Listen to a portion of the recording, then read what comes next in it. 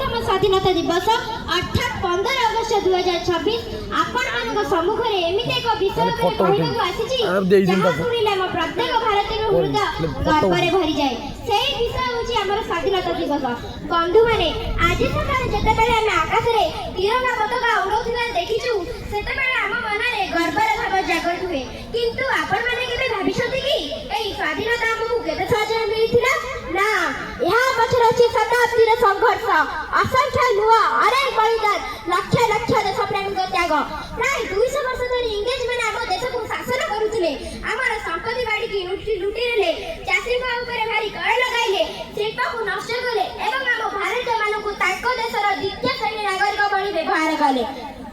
प्राय 200 वर्ष धरि इंग्रेज माने हम देश को शासन करुथिले हमर संपत्ति बाड़ी की लुटी नेले चासी को ऊपर भारी कर लगाइले शिल्प को नष्ट कले एवं हम भारतीय मानन को ताको देशर द्वितीय श्रेणी नागरिक बळी व्यवहार करुथिले। 1857 मसिया रे भारतर प्रथम संग्राम आरंभ हैला मंगल पांडे रानी लक्ष्मीबाई तात्याटोपे पर अनेक वीर संतान इंग्रेज को विरुद्ध रे लड़ीथिले जदियो सेही विद्रोह सफल होई नथिला एहा स्वाधीनतार मिसाल जराई देथिला। एहा पर आसले महात्मा गांधी से हमकु सिखाइले अहिंसा और सत्यर शक्ति तलवार ठार मध्ये उच्च होइथाय। असहयोग आंदोलन लबण सत्याग्रह और भारत छाड़ आंदोलन माध्यम रे से समग्र देश को एक सूत्र रे बांधी देले। एही समय रे आउ तने वीर संतान निज गर्जन रे देश को जागृत करिथिले से होचंदी नेताजी सुभाष चंद्र बोस ताकर अमर वाणी आज मध्य हमकु प्रेरणा दिए तुमे मते रक्त दियो मु तुमकु स्वाधीनता देबी। आमे भगत सिंह सुखदेव राजगुरु को केबे भूली परिबु नाही से माने हसी हसी हम देश ପାଇଁ जीवन ଦେଇଥିଲେ ताकर बयस